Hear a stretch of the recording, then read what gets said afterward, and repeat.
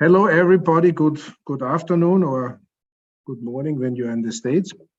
Welcome to this lecture of today, which is a special one since we present parts of our work. So we will present and discuss our digital humanism initiative statement on ChatGPT.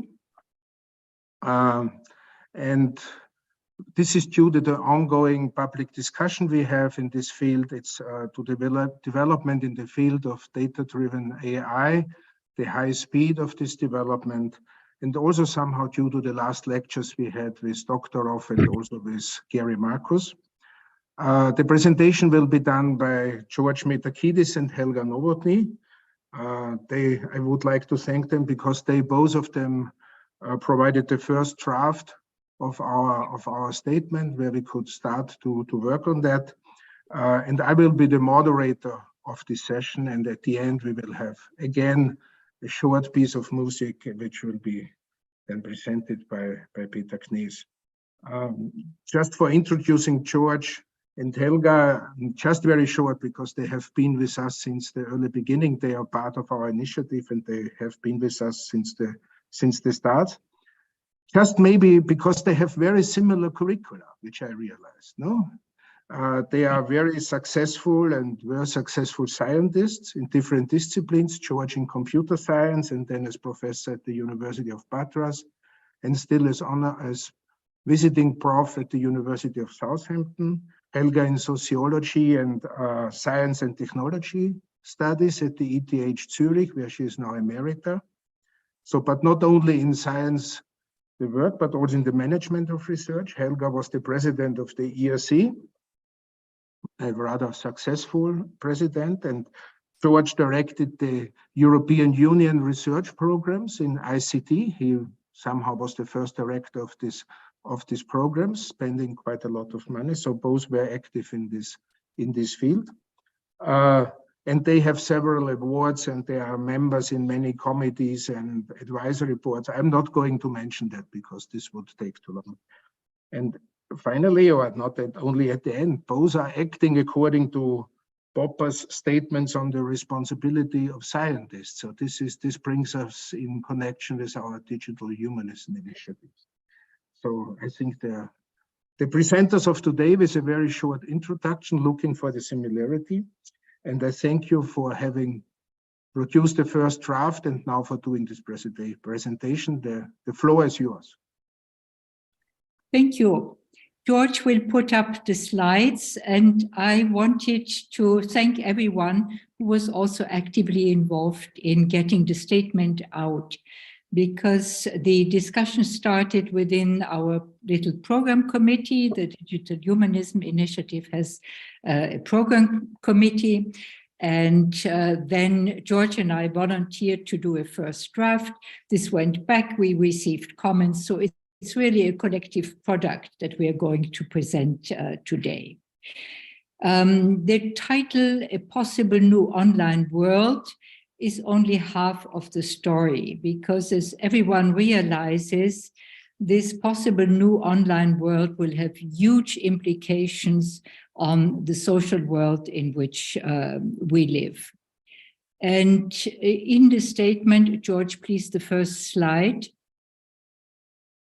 In our statement, we thought it is good to begin, because we don't know who our readers are, with some very basic facts. What is ChatGPT that triggered the discussion? In the meantime, we have ChatGPT 4, we have other rival products, and we thought it's good to start with what is it, how does it function?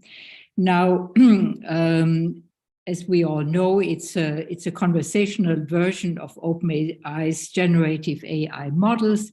It's based on large language models, which with an innovative combination of both unsupervised training and recurrent reinforced learning. It depends, as all large language models, on a huge amount of data. taken from practically everything available in the internet. Wikipedia is included, but so are various web pages, and so on. So whatever it can find, it sucks up and uses the data. However, there is a deadline, so it is not really up to date to what is happening right now. And what it does, it has been designed as a dialogue system to simulate human conversation. As you know, there are also image generative AIs, but we concentrate on the systems that are designed to simulate human conversations. How it works, it's statistical probability, which words follow which words, which phrases follow which phrases in a conversation. And as already said, it is explicitly created for giving the illusion that one is conversing and is having a human in front of oneself. There's also an agreement that this is not yet approaching artificial general intelligence. Also, there are some people who claim that they have seen sparks of it, and this is an ongoing discussion.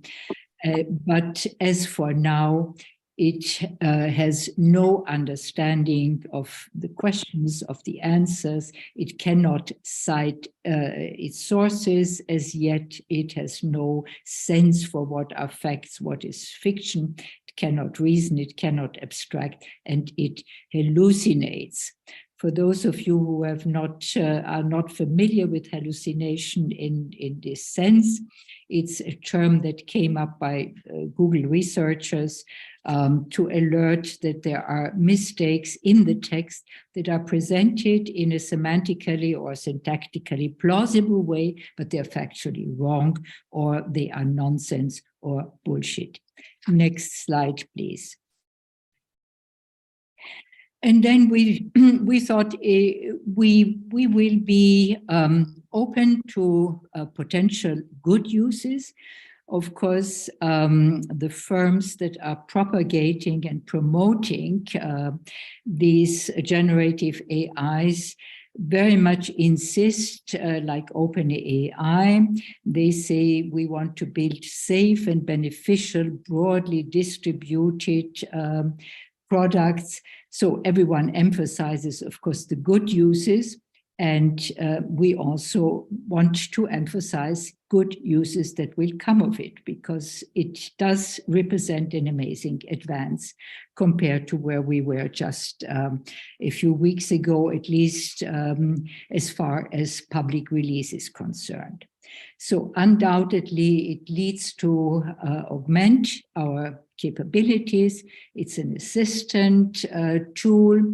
It will complement and help us in many tasks, like, and many of you have already experimented with it, writing various computer programs, also chip design, drug design, translations, briefs, and various more mundane tasks that are nevertheless day-to-day time-consuming tasks that can be done much faster and much more efficiently.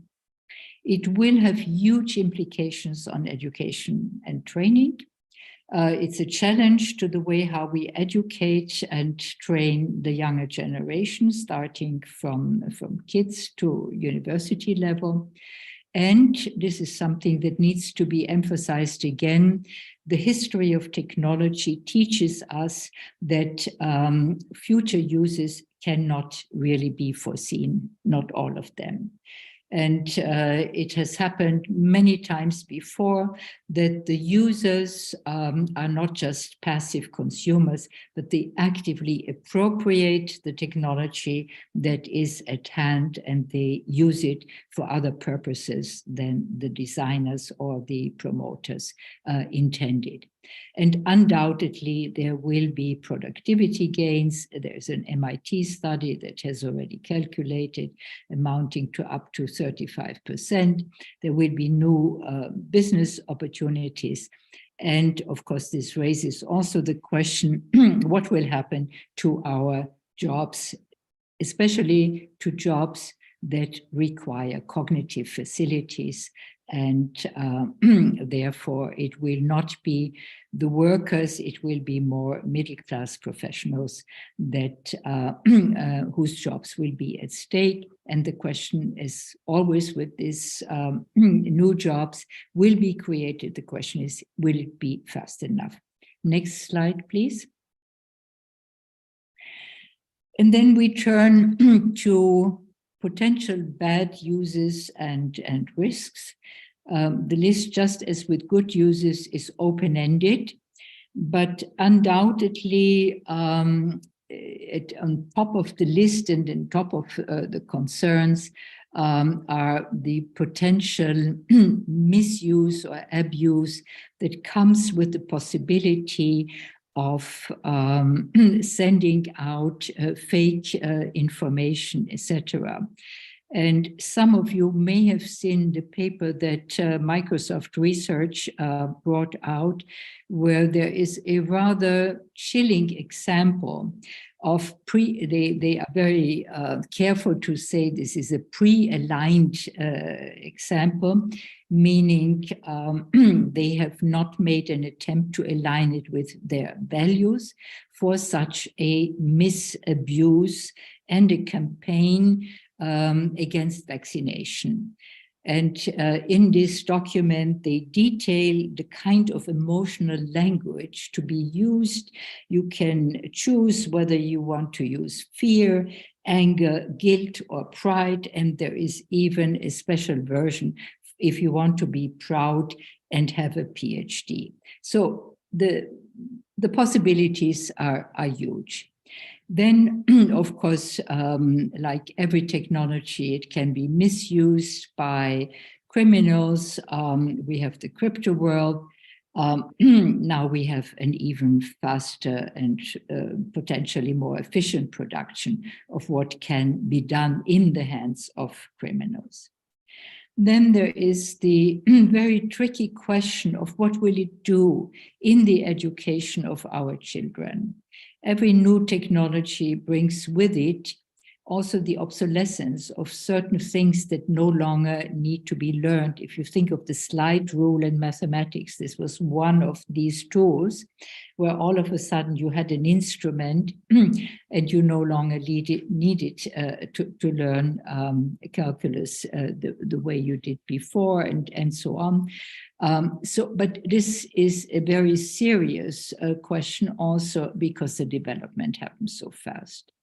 And last, and this is probably the biggest question that needs to be addressed, we see an enormous concentration of economic, and with it very often comes the political power in the hands of a few big tech companies, and of course the CEOs of these companies, as a threat to liberal democracy. Why? Because we see a shift that is occurring in terms of who has the resources. There have been also several articles alerting us to industrial capture of resources, access to big data, access to talented personnel that leave the public sphere of academia, go and work in companies. Of course, there's nothing wrong with it. But if the imbalance becomes too strong, we clearly have a problem. So this is where we stand right now. And this concentration of power, makes one wonder also of historical precedents. We can go back to the winner takes all principle that was already there in 1890, 1910, the previous waves of these large techno-economic paradigm changes. I will leave it here, and now George will take the floor.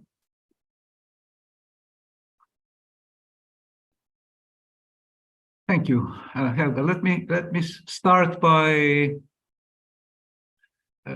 thanking on my side also all those colleagues who contributed to this collective work that produced the statement that Helga and I are presenting today. And in particular, I would like to thank Hannes for his not so easy role as a coordinator, where he put to good use his talents that combine those of an orchestra conductor with those of a whip-wielding taskmaster of a Roman galley.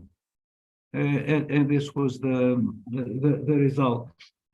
As Helga already pointed out, ChatGPT itself or its successors or co-species that are in the pipeline are not themselves per se a threat of democracy, but they do put in sharper focus a concern about threats to democracy that have been around for quite some time and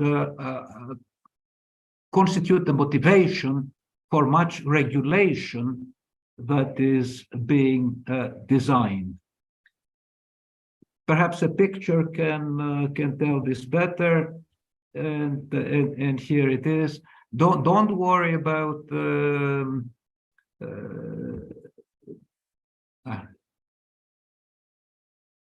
now it went back.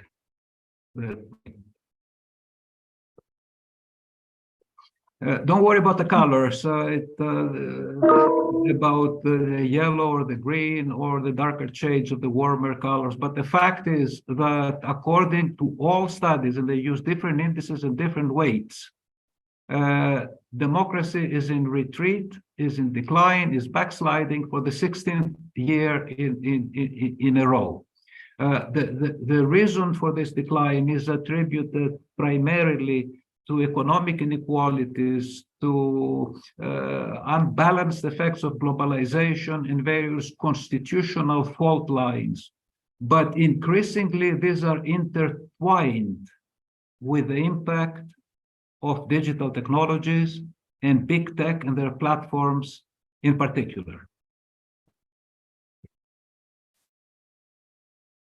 There's an unprecedented concentration of economic and political power, and the political power stems from the power to influence, to manipulate public opinion and elections.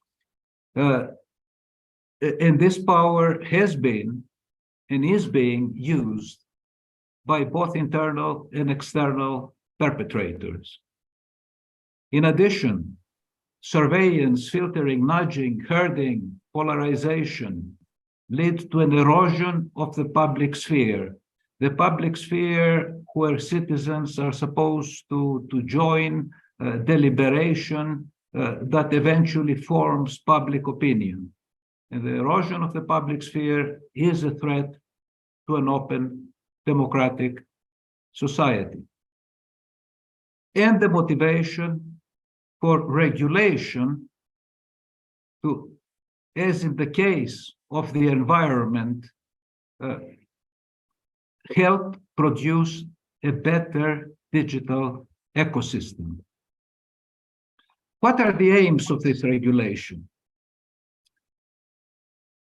To make it a bit more AI specific, as I will refer to the AI Act under preparation now, it's to ensure a pluralistic AI R&D landscape where it is feasible to develop diverse AI tools that serve human needs.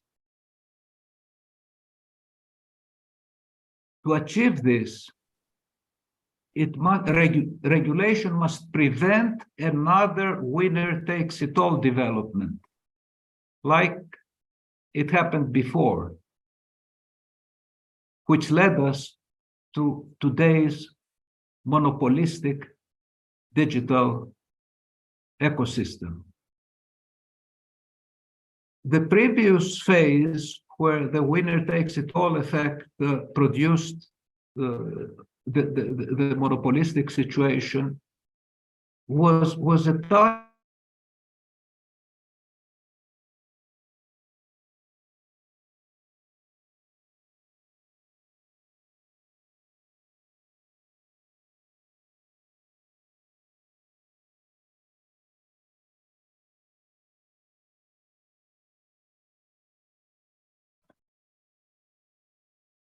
Sorry, was it me or was it George? I think we lost him. We lost George. George, we lost you. We lost. George is online. Yeah. Am I back now? Yes, Yeah. you are back now. Okay. Let me see if I can put the slide up again.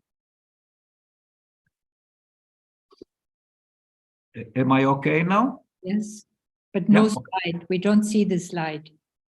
You don't see the slide? No.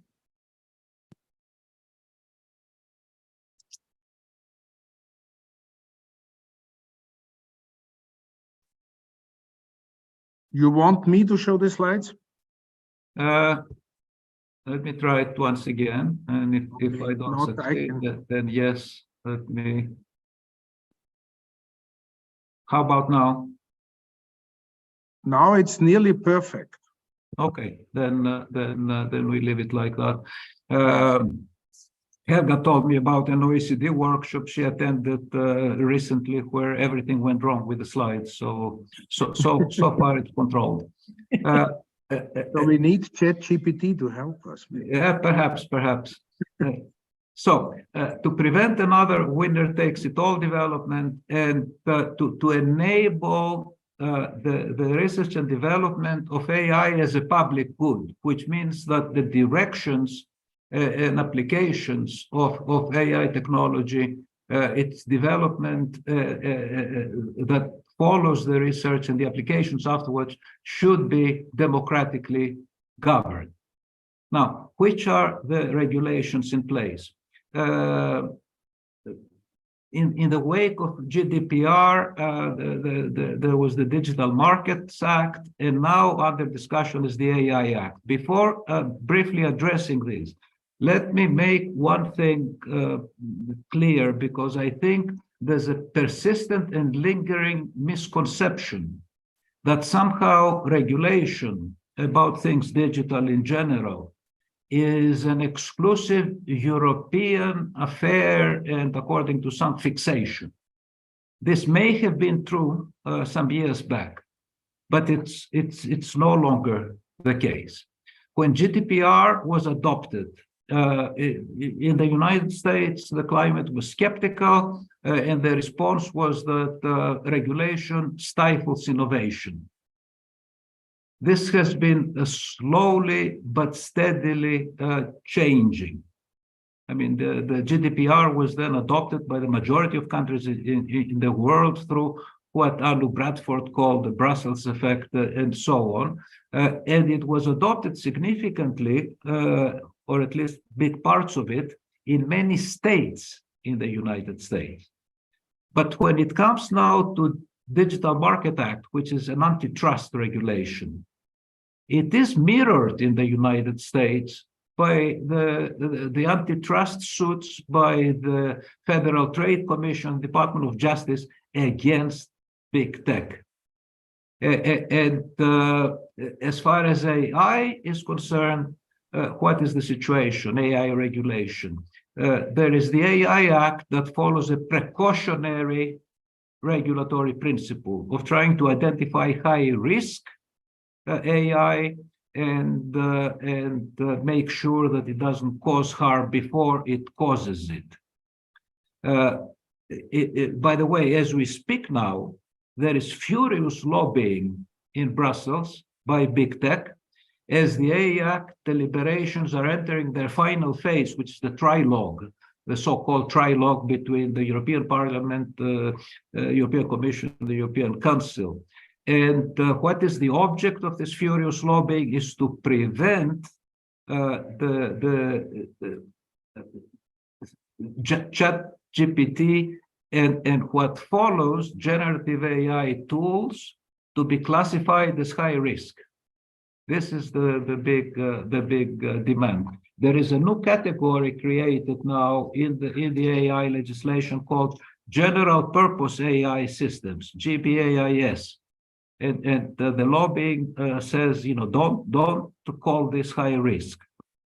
This will go on for quite some time. Some worry that it may not be finished until the next Euro elections. Now, what about the US? There is no federal AI regulation in the US as yet, but there is work at FTC that is coming and will be put out for consultation before the end of 2023. That is AI regulation. The words used there is the key words. It's not high risk AI, but it's trustworthy AI or AI. I'm using the statutory language used by the FTC, AI with significant effects, And in addition, there is AI regulation that partially mirrors the EU AI Act in a number of states, some 17 states in the United States, and in about 60 other countries. So, as one of our recent speakers, I think it was Gary, but I'm not sure, said that there is regulation, AI regulation in the horizon, and it's coming fast from many different directions. In fact, one worry should be not to allow a balkanization of AI regulation, which would hurt both the promotion of what Helga called the good uses and the containment of the bad uses. So the effort now is to see if somehow this approach should be or could be harmonized.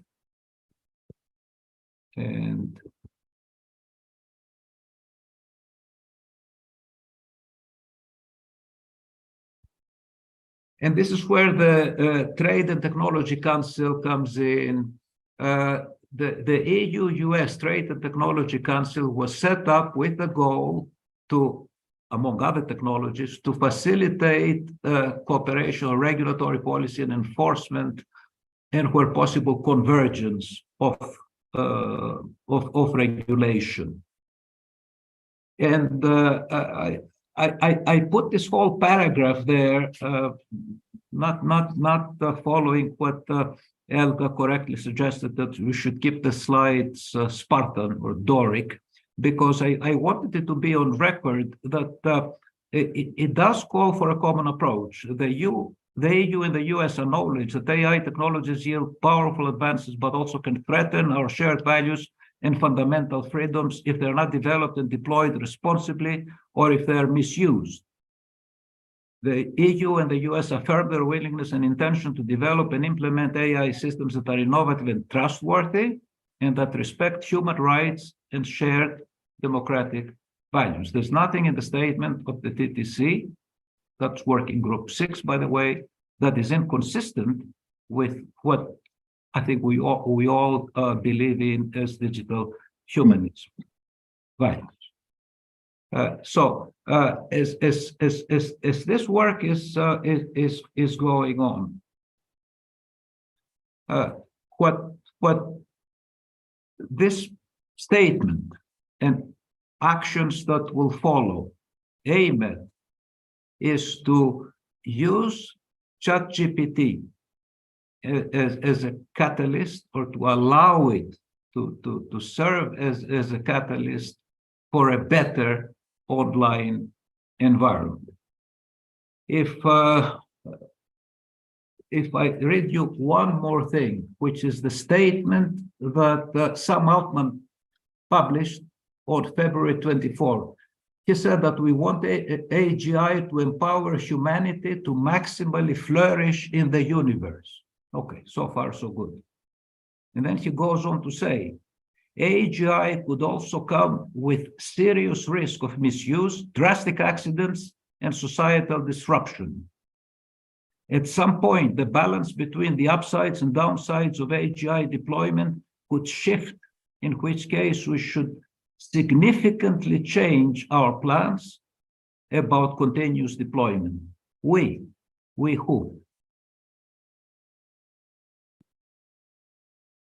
If we're concerned about who is the we that should control all that, if we believe that shaping the direction of development of a transformation technology like generative AI should not be left in the hands of, as Daron Acemoglu put it in a recent interview at Brookings, in the hands of 12 companies and 130 people, then I think we come to the conclusion, which was the conclusion of this statement, that something must be done. Something must be done. And with this, I would like to ask Helga, who started this presentation, to also finish and close it. Helga, the floor is yours. Yes, this is the last slide. I want to re-emphasize what George just said before. We are no longer alone. So we have the possibility to form alliances, and I think this is the direction that we need to go. And what needs to be done is just the beginning of a huge effort that must be made. Regulation, George has spoken at length about it, but we all know regulation alone is not sufficient unless it is implemented in the way that it was intended and continuously monitored and updated. We have an obligation to keep the public and policymakers informed, because there's a lot of not only fear, but a lot of misinformation about it. And this is stoked also deliberately by some people and some companies to divert us from certain risks. And instead we speak about transhumanism and other things. One concern that has not been mentioned so far, but that is, so to say, in our own backyard and concerns us as researchers, is that we are at risk to lose the direction in which research might go if too many of the resources in terms of computer power, access to data, and access to talented people go into firms and too few possibilities remain in the public domain. And last but not least, this we as the initiators of digital humanism, we started out with a manifesto on digital humanism. We feel that we have to commit, and this is why we are making this public statement, to apply the approach that we have tried to develop and that continues to evolve through our lecture series and summer schools and so on, also to this particular last wave of generative AI technology. And I want to close with this, but also alert everyone that as part of what we intend to do, we are planning a workshop at the beginning of July devoted exclusively to AI and democracy. So with this, I close our presentation. I want to thank all the listeners, and we are open for a discussion. Thank you. Thank you, Helga. Thank you, George. George, can you stop sharing the screen, or can Walter do that so that we see each other in the screen? Okay, thanks a lot. Before somebody's raising his or her hand, I just want to underline that this is somehow a collective effort. So there are many authors of this statement are here. So it's not just question going to Helga and George, but also to many others who have contributed. So it's a more, let's say, broader discussion. Since nobody is raising a hand, I would like to hand over to Giuseppe Adadi, who has mentioned several, who has written several comments. I would like to give the floor to him so that he can express it and make his. Okay. Hi, Giuseppe. We don't see Thank you. Yes, but you can hear me, yes? Okay, we can hear Okay, you. well, yeah, you can see me now. Yeah, perfect. Well, I think that the seminar addresses a very important issues here, and but the focus must be clear, because we have to focus on not just on the technology itself, but as Metakide said, I think, on the companies that try to use those technologies in a way which we deem unsuitable. Undemocratic, because there's a concentration of power and the ability to build these technologies only on larger corporations which have lots of resources, computational resources and data and people to build them. And secondly, because AI will be a general purpose technology, will be pervasive, and will enable those who control it to expand their activity into several different areas.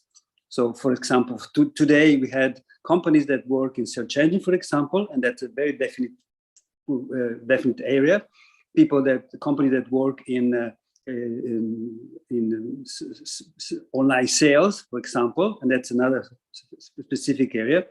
With the advent of AI technology, which is horizontal, a single company could start working and having impact on many areas, and probably killing the competition for smaller companies that don't have the resources to stay competitive.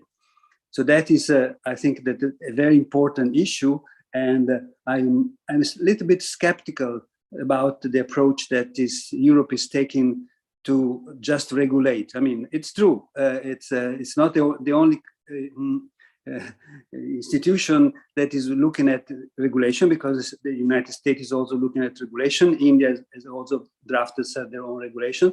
But if you only do that, you are missing the opportunities. What should be important is to have a control of the technology, being able to develop the technology, being able to build a version of technology that we think are better or more suitable for our own goals, our own means, and being able to develop those portions or those variations of technology that large corporations do not develop, because they're driven by money and so financial revenues. And maybe we would like to have other solutions or other uses of the technology that are oriented to some different things, like, I don't know, for example, health or other applications. So this is why we should also, and I'm a member of the CLARE Association, which is been saying this for several years. We should build the facilities in Europe to build these advanced language models and similar artificial intelligence systems that we could design ourselves and build for our own purposes. And we cannot do that because you don't have the resources to do it. So the proposal by Claire is to build a CERN for AI, like we did for physics 50 years ago or 70 years ago. We needed to have control of a nuclear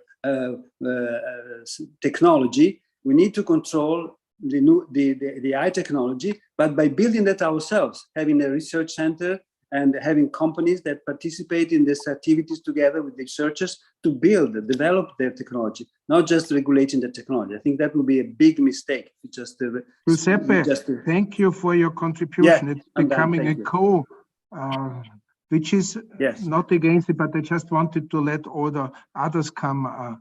Is there somebody from who wants to respond to Giuseppe's comment? Because in some sense, it's in the, let's say, in the sense of our statement, what we had. We also looked at the pros and cons, and we looked at the high concentration.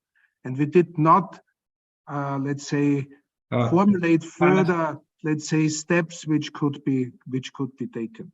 I would like to have, let's go, before I hand over to Edward, I would like to have Erich, who has made a comment, which is, he will explain what he is telling us and what his intention was as a human being. When we communicate, we have intentions.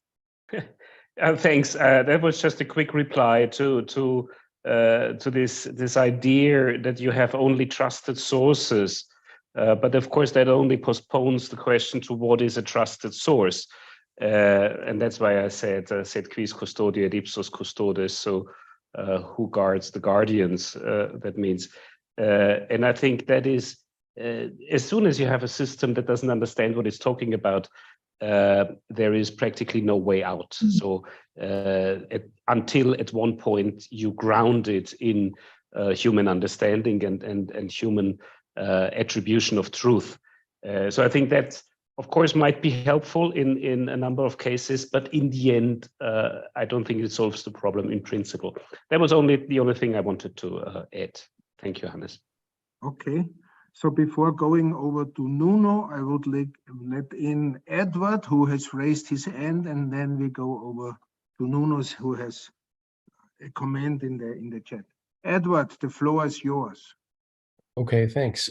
Yeah, I just wanted to raise one issue, which is that I think that it's really important that we not ourselves become spreaders of misinformation about this technology. And one of the things that concerns me is that, I hear people more or less constantly prefacing their statements, well, these machines don't understand, they can't reason. And I am very worried about such statements because I don't think we know really well enough what those words mean for humans, what we mean by understanding, what we mean by reasoning in humans. And I think that the scientific evidence of the ability to reason in these machines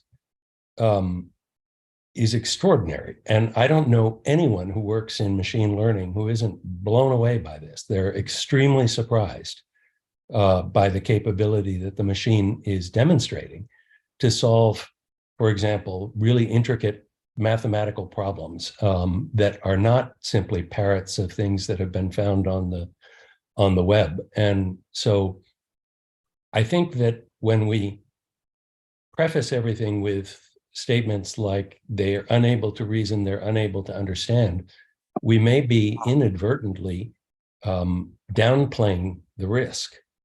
I think that I have, argued for a long time that there's a huge differences cognitively between the machines, what the machines can accomplish and what the way that humans function cognitively. I think that has a huge amount to do with the embodiment of humans. So there's going to be differences, but those differences are not necessarily about reasoning or about understanding. And so I think we really need to be cautious here because we may be inadvertently downplaying the risk. Before handing over to Carlo, just a remark so you see how hard it was to synchronize a joint statement. Okay. Carlo, the floor is yours. Thank you. Nuno, I did not forget you. Okay, thank you. Okay, can I? Yes, no, it's yours. Sorry. No, I just wanted to reinforce a statement that was made by Giuseppe before. I really believe that we need to find a way to bring back research on these topics into the public sphere. This is mostly done by companies, by the big techs, and there is no effort to strengthen what can be done within universities, in particular in Europe. So I think that we should discuss and how we can bring this strongly to the EU level, in particular in Europe.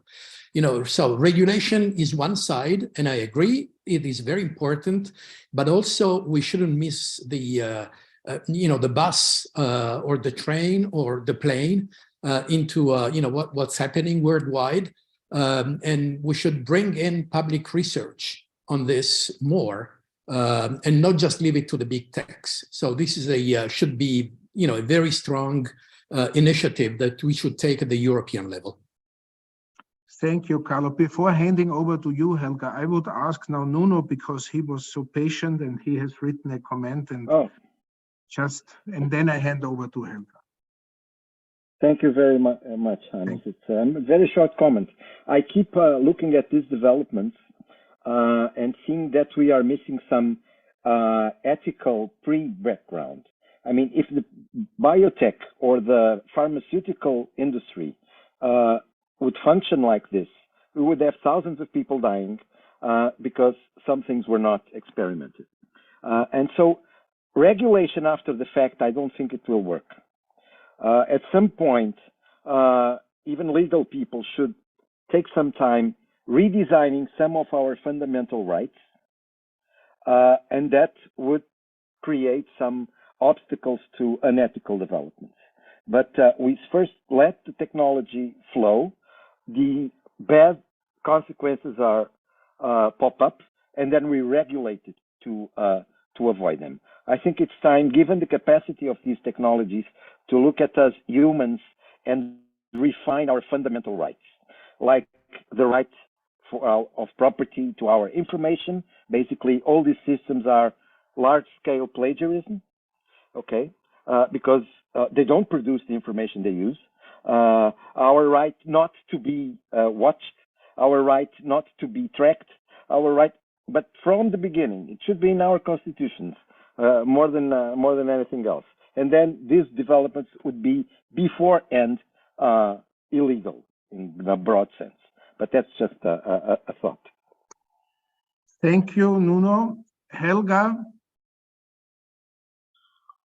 we can't hear you. I would like to go back to what Edward said, and I endorse this very much. Maybe it did not come out as much as needed in our statement. We were careful to say as yet, but in my view, it opens up a fascinating new range of questions. And, if I were a young researcher today, I would jump at these questions. And they have to do with, what is language?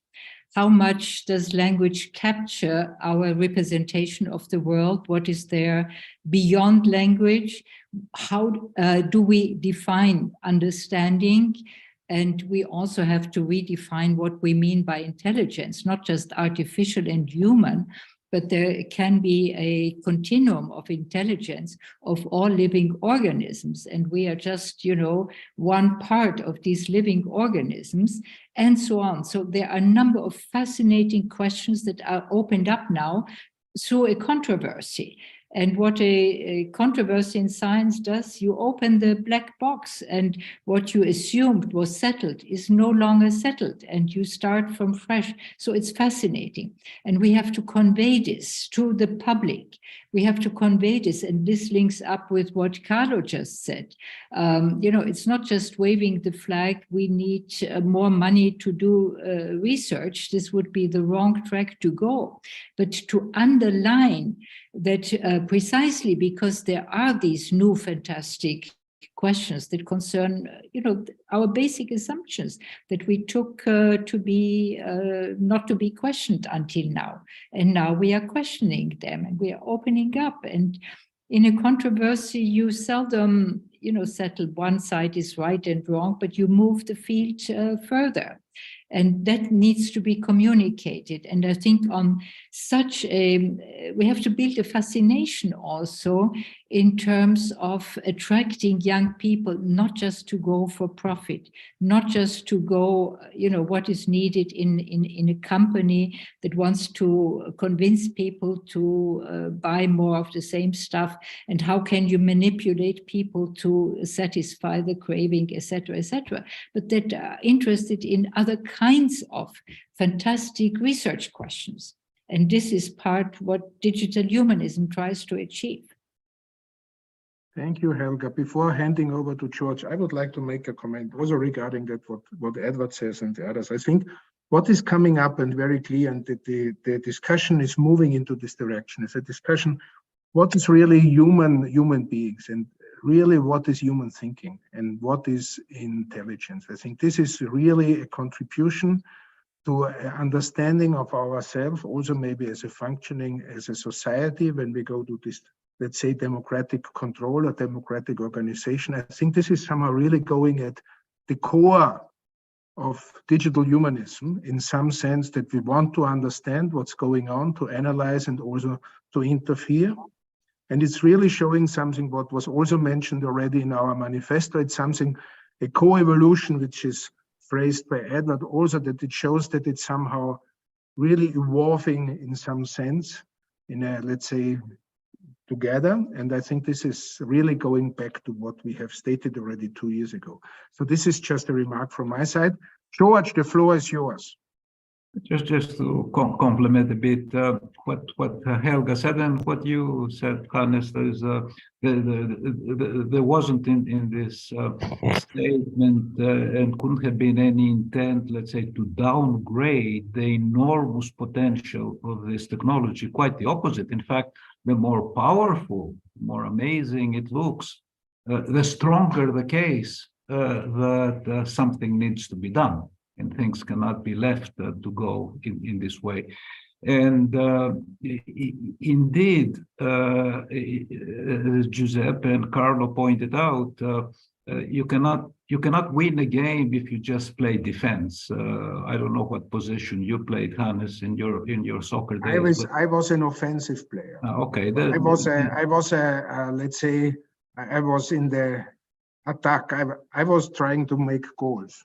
Good. The older I became, the more they put me back.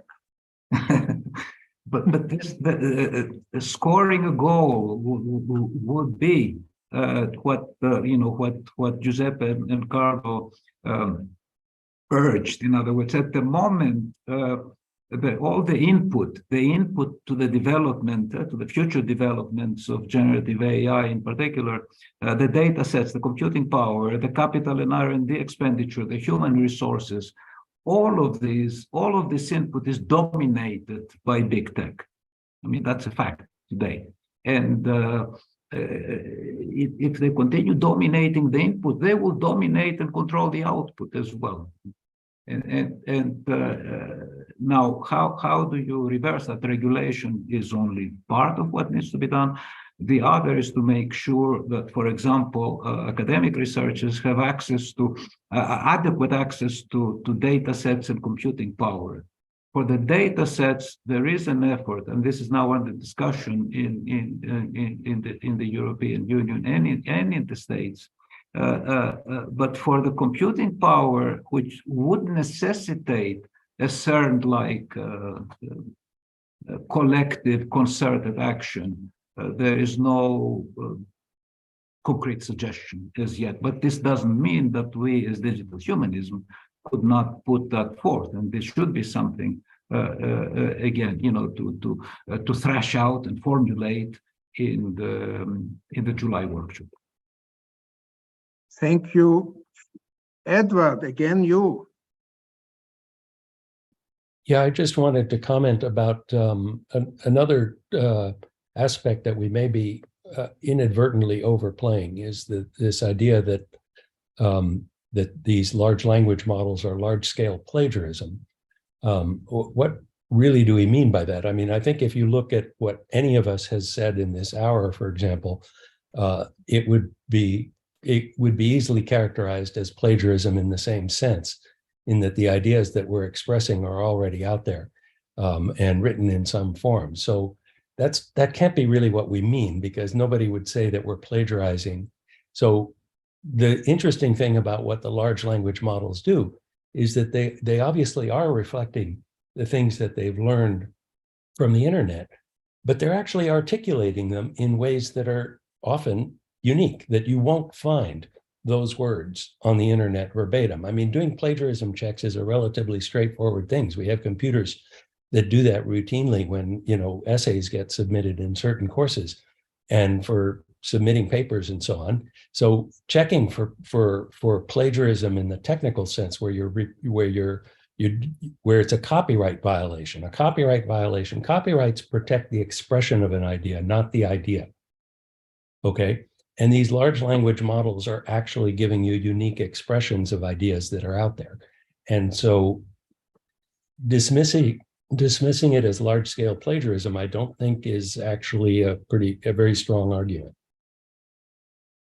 Edward, you are right, because there's already a legal statement by some Austrian universities, legal departments, that said if somebody is using ChatGPT for his thesis or her thesis or something, they cannot be blamed of plagiarism. But anyway, they should somehow state that they were supported. So it's somehow also somehow in some legal departments going into these directions. Yeah, in fact, the U.S. Patent and Trademark Office weighed in and reasserted that an AI cannot hold a copyright or a patent. Okay, and so when you get something from ChatGPT, it is not copyrighted material. You are free to print it. You can do whatever you want with it.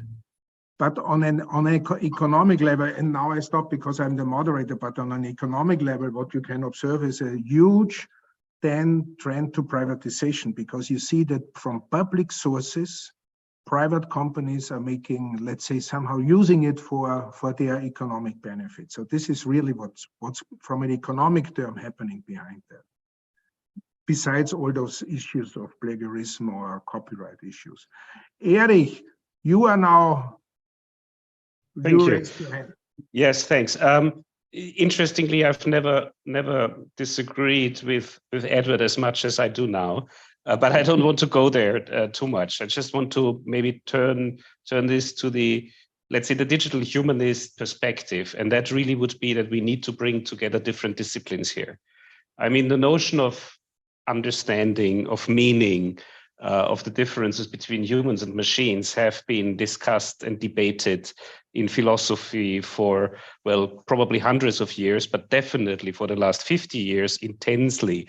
And some of those debates have been, I think, very productive in also sharpening the distinction of what understanding in machines could mean and what understanding of, in humans could mean. And I'm just saying John Searle and the Chinese room here. So I think there are some previous insights of the different disciplines that we should carefully reconsider, and we should take on board also as computer scientists, because otherwise we run the risk of reinventing the wheel and redebating things that from a level that is too low. I think we need to really speed up things and go to the very essence of it, and let's not be blinded by our beliefs what these systems can do. I think we need to be really precise about it, and I just ask for furthering this discussion with different disciplines. I think that's what we need to do.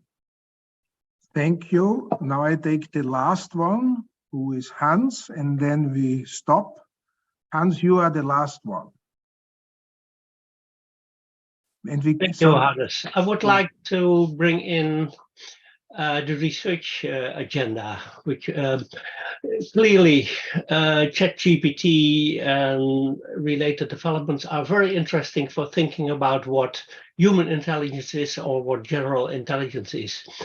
But I think development is AI research is going into a direction that emphasizes very big computational resources, large language models, and so on, which is a very specific bias. I am in African research projects where we try to answer questions such as, how can we bring to rural populations where illiteracy is very present, how can we bring useful climate and weather information, for example?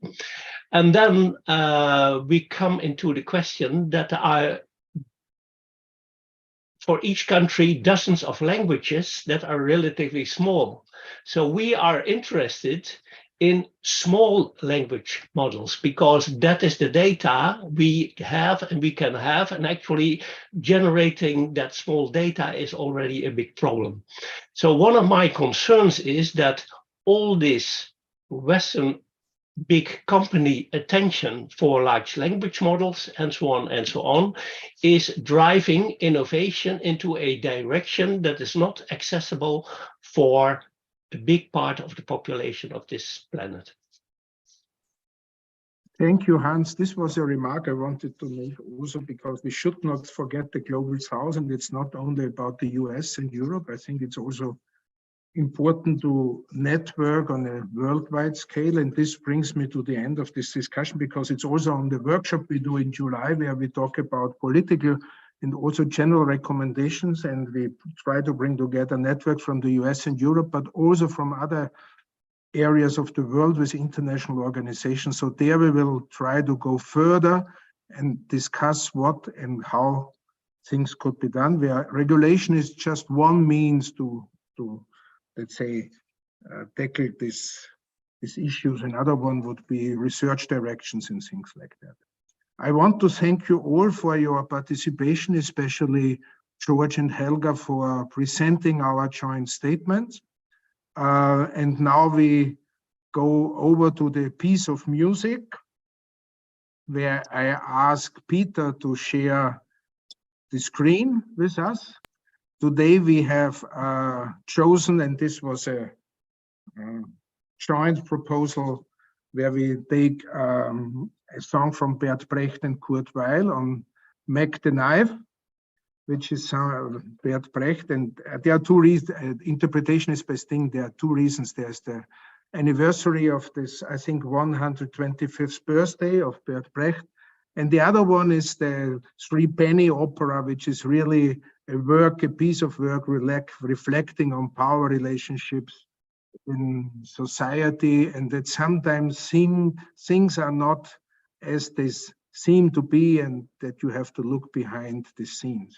So this is the reason we have chosen the ballad of Mac the Knife from Bert Brecht and Kurt Weill. Peter, the floor is yours. There's nothing to add from my side.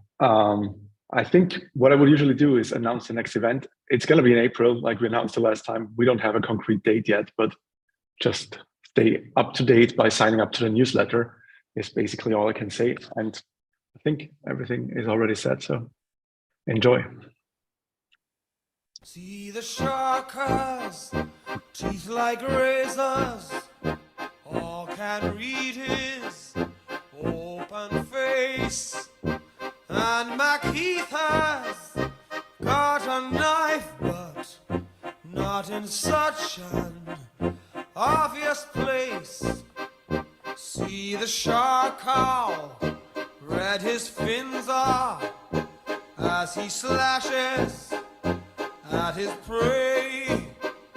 Mac the Knife wears white kid gloves which give the minimum away.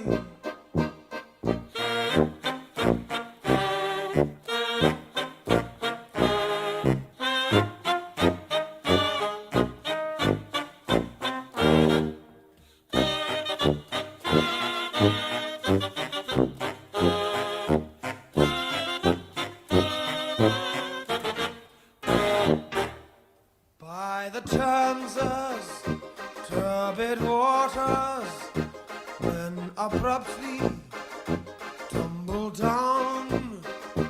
Is it plague or is it cholera, or a sign that heat's in town? On a beautiful blue Sunday, see a corpse stretched on the strand. See a man dodge round the corner. Mackie's friends will understand.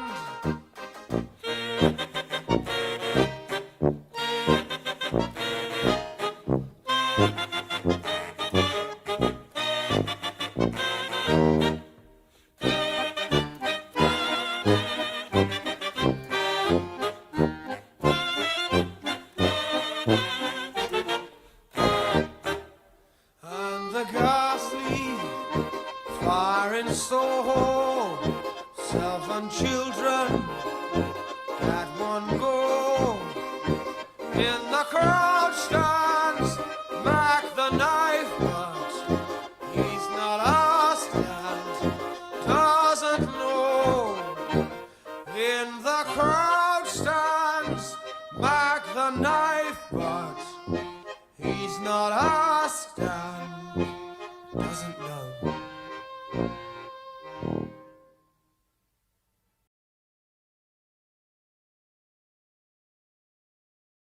Well done. Have a nice evening. Bye.